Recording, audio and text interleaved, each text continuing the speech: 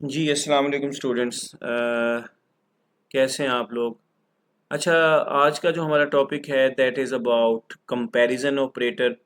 Comparison operator क्या होता है? कंपैरिजन ऑपरेटर को हम रिलेशनल ऑपरेटर्स भी बोलते हैं।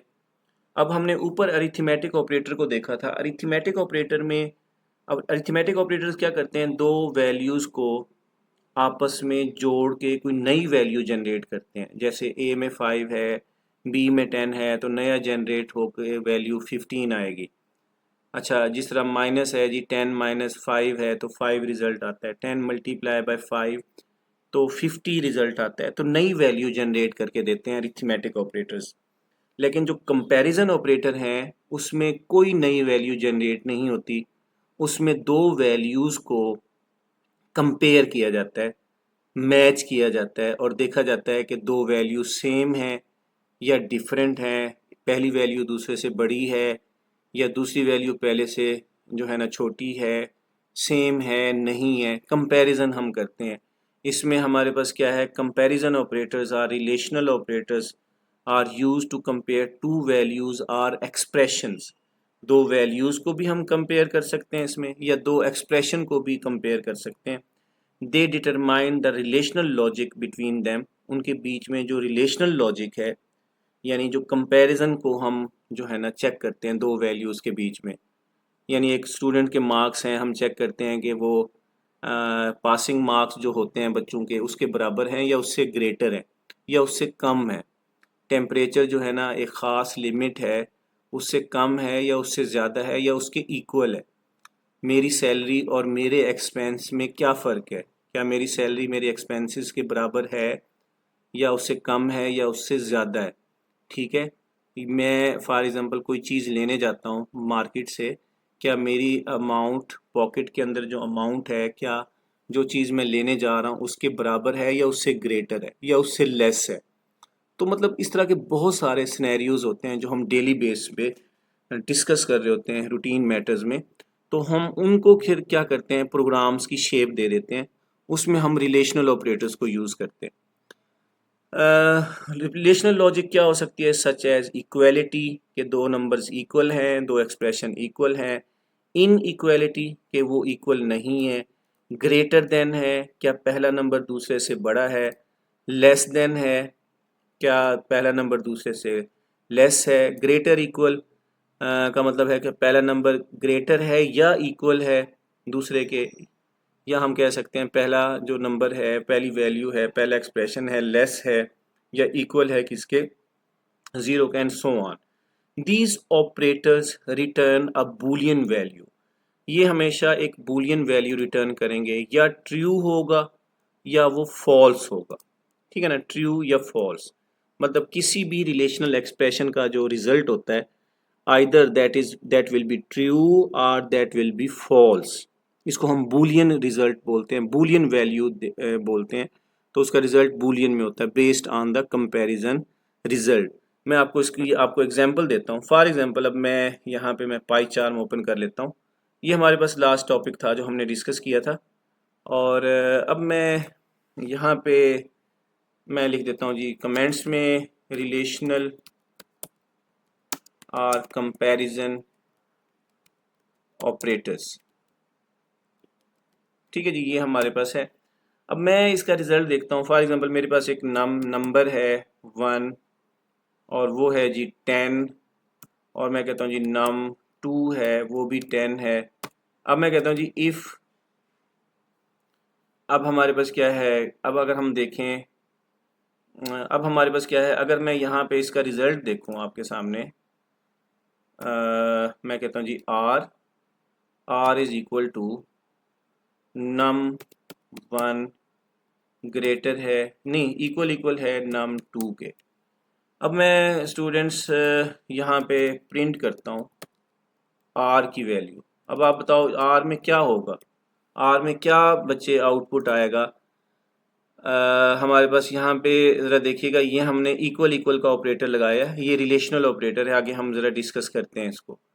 तो मैं एक्चुअली बता रहा हूँ कि जो आपकी वैल्यू होती है दो ऑपरेटर्स, जब ये रिलेशनल एक्सप्रेशन है, तो मैं इसको रन करता हूँ और रन करने के बाद अब हमारे पास देखिएगा इसमें हमारे पास वैल्यू जो ट्रू रिटर्न हुई है, इसका क्या मतलब है? इसका मतलब ये है कि दोनों जो num1 में जो वैल्यू है वो इक्वल है num2 की वैल्यू के, यानी दोनों सेम है। अब इस एक्सप्रेशन का, रिलेशनल एक्सप्रेशन का जो रिजल्ट है ट्रू है और वो आर में आके स्टोर हुआ है और उसको हमने क्या किया, यहाँ पे डिस्प्ले कर दिया। अगर फॉर एग्जांपल यहाँ पे मैं एक ज़ीरो ऐड कर देता हूँ, अब इसका मतलब है num1 की वैल्यू इक्वल नहीं है num2 के, तो अब क्या होगा, इसका रिजल्ट फॉल्स होगा। तो अगर हम इसको अब रन करें तो आप ज़रा देखिएगा, ट्रू की जगह क्या हो जाएगा, यहाँ पे फॉल्स हो जाएगा नीचे रिजल्ट में। तो हमारे पास क्या आ गया, यहाँ पे फॉल्स आ गया।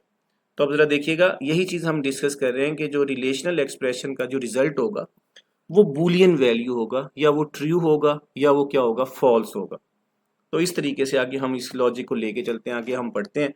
तो आगे हमारे पास क्या है जी, based on the comparison result की बेस के ऊपर ये ट्रू होगा या फॉल्स होगा। अच्छा, इसमें हमारे पास क्या है, डिफरेंट किस्म के ऑपरेटर्स हैं।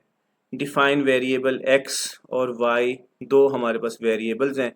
x में हमारे पास क्या है जी 10 है, y में हमारे पास क्या है 5 है। तो अब हमारे पास x में इस तरीके से भी हम ये वैल्यूज़ असाइन कर सकते हैं, वेरिएबल को डिक्लेयर कर सकते हैं। तो अब हमारे पास क्या है, हम इसमें रिलेशनल ऑपरेटर्स यूज़ करते हैं, डिफरेंट वर्किंग करते हैं। ये डिफरेंट किस्म के हमारे पास रिलेशनल, बेसिकली हमारे पास 6 रिलेशनल ऑपरेटर्स हैं जो नॉर्मली तौर पे हम यूज़ करते हैं। वो कौन कौन से हैं जी, वो हम ज़रा देख लेते हैं। और वो हमारे पास जो है ऑपरेटर्स, पहला पहला हमारे पास क्या है जी, इक्वल इक्वल ऑपरेटर है, नॉट इक्वल ऑपरेटर है, एक हमारे पास ग्रेटर है, और उसके बाद ग्रेटर और इक्वल है, और हमारे पास क्या है जी लेस देन है, लेस देन इक्वल है।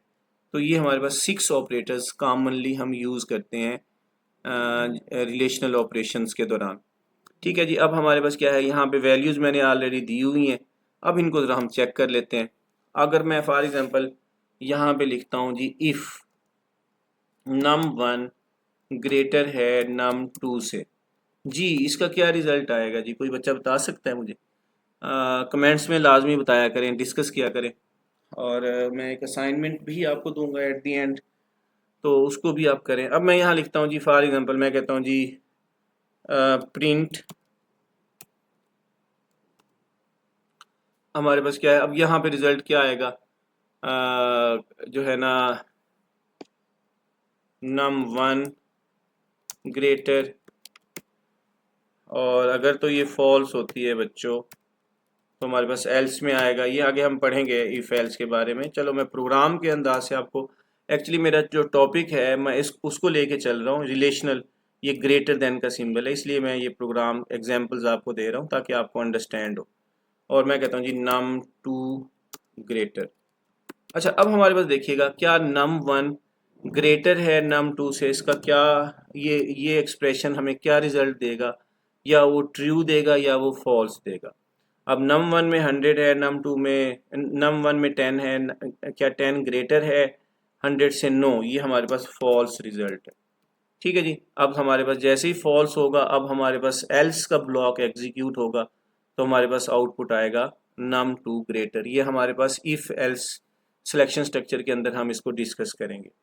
अच्छा जी, अगर मैं यहाँ पे कहता हूँ क्या जो फर्स्ट नंबर है वो ग्रेटर है या इक्वल है सेकंड नंबर के? नो, तब भी फॉल्स है, तब भी फॉल्स है। तो हमारे पास क्या आएगा जी, यहाँ पे num2 ग्रेटर ही आएगा।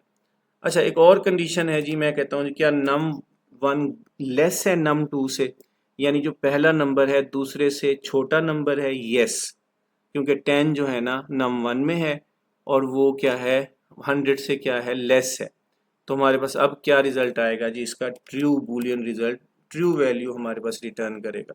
अब उसके बाद हमारे पास क्या आएगा जी, यहाँ पे हम लिख सकते हैं कि num1 इज़ लेस, यहाँ पे इसकी स्टेटमेंट को हम चेंज कर सकते हैं।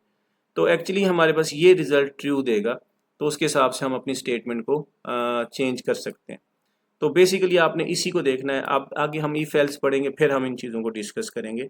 एक्चुअली आप इसी को देखिएगा कि num1 के अंदर जो वैल्यू है क्या वो लेस है num2 से? यस। और अगर मैं कहता हूँ जी लेस है, इक्वल है, लेस है या इक्वल है, मतलब ये देखा जा रहा है क्या या वो लेस हो या वो इक्वल हो, यानी या 100 हो या 100 से क्या हो लेस हो, इसका मतलब ये है। और ठीक है जी, आपके पास क्या है, यहाँ पे भी रिजल्ट ओके होगा, ये भी ट्रू रिटर्न करेगा। अच्छा, उसके बाद अगर मैं कहता हूँ जी क्या num1 की जो वैल्यू है वो सेम है num2 की वैल्यू के साथ, नो, ये हमारे पास फॉल्स है, क्योंकि 10 जो है ना 100 के इक्वल नहीं है, तो सेम नहीं है, तो ये फॉल्स रिटर्न करेगा, यहाँ पे ये फॉल्स रिटर्न करेगा। अच्छा, अगर मैं कहता हूँ जी पहला नंबर इक्वल नहीं है दूसरे नंबर के, ये कंडीशन सही है, क्योंकि 10 यहाँ पे 10 है, 10 नॉट इक्वल है किसके, 100 के, तो ये हमारे पास क्या है, ये हमारे पास ट्रू रिटर्न करेगा, ट्रू रिजल्ट आएगा। तो ये इस तरीके से हम डिफरेंट किस्म के रिलेशनल एक्सप्रेशंस को चेक कर सकते हैं, उसको यूज़ कर सकते हैं। बहुत सारी एग्जांपल्स हैं रियल लाइफ में, आगे हम डिस्कस करेंगे। फॉर एग्जांपल एक कॉलेज है, उसमें क्लास टेस्ट है, उसमें जो पासिंग मार्क्स हैं 20 में से 7 हैं, अगर एक बच्चे के 8 आ जाते हैं, हम लिख सकते हैं if marks greater or equal, greater equal 7, इसका मतलब है वो पास है, क्योंकि 8 जो है ना 7 से अबव है, यानी अगर 7 नंबर हो या 7 से अबव हो तो इसका मतलब बच्चा पास है। तो बहुत सारी कंडीशंस हो सकती हैं, हम उसको यूज़ करते हैं। तो इस तरीके से जी हम ये रिलेशनल एक्सप्रेशंस को यूज़ करेंगे और मुख्तलिफ़ किस्म के प्रोग्राम्स बनाएंगे, आगे रिलेशनल लॉजिक्स बनाएंगे, आगे हमने ये सारा इफ़ एल्स में ये सारी वर्किंग है आगे हमने पढ़नी है। जो प्रोग्राम आगे हम प्रोग्रामिंग करेंगे उसमें सारे यही डिफरेंट अरिथमेटिक ऑपरेटर्स यूज़ होंगे, उसमें रिलेशनल ऑपरेटर्स यूज़ होंगे, उसमें लॉजिकल ऑपरेटर्स यूज़ होंगे, असाइनमेंट ऑपरेटर है, कंपाउंड असाइनमेंट ऑपरेटर है, सो ऑन। तो मतलब हमें इन्हीं ऑपरेटर्स के साथ हमने आगे वर्क करना है, लॉजिक्स बनानी है, रियल वर्ल्ड एग्जांपल्स हमने ढूंढनी है और उनके प्रोग्राम्स बनाने हैं और छोटे छोटे से सॉफ्टवेयर्स बनाने हैं, छोटे छोटे से प्रोजेक्ट्स बनाने हैं, ताकि हम अपने इस प्रोग्रामिंग को अच्छे तरीके से जो है ना यूज़ करें, प्रोग्राम्स बनाएं और अच्छे अच्छे से कोड्स बनाएं, रियल वर्ल्ड जो है ना सिनेरियोज देखें और उसको प्रैक्टिकल इम्प्लीमेंट करें, क्योंकि आपकी परफॉर्मेंस के साथ है, जितना आप इसको परफॉर्म करोगे, जितना आप पाइथन लैंग्वेज के ऊपर प्रैक्टिस करोगे, जितना ज़्यादा टाइम दोगे, उतना ही ज़्यादा आप सीखोगे। तो आप रियल वर्ल्ड जो है ना चीज़ें होती हैं उसको सिनेरियो बेस आप जो लॉजिक्स बनाओ और उसको सोचो और उसके प्रोग्राम्स बनाओ, तो it requires, it takes a lot of time, बहुत ज़्यादा इसमें टाइम लगता है सीखने में, और आप इसको जितना प्रैक्टिस करोगे उतना अच्छा है। अपना ख्याल रखिएगा जी, इसको ज़रा चेक करें इन डिफरेंट लॉजिक्स को। यहाँ पे ये आपके पास ये हमारे पास ग्रेटर का सिंबल है, लेस का सिंबल है, ये हमारे पास डिफरेंट किस्म के रिलेशनल ऑपरेटर्स हैं जो हम यूज़ करते हैं। अपना ख्याल रखिएगा जी। नेक्स्ट लेक्चर हमने असाइनमेंट ऑपरेटर और कंपाउंड असाइनमेंट ऑपरेटर का देखना है, और उसके बाद जो है ना हम लॉजिकल ऑपरेटर्स को पढ़ेंगे, और उसके बाद हमारे पास एक्सप्रेशंस हैं, फिर हमारे पास ऑपरेटर प्रेसिडेंस है। तो ये टॉपिक्स हमने आगे लेक्चर्स में डिस्कस करेंगे। अपना ख्याल रखिएगा। Thank you very much. अस्सलाम वालेकुम।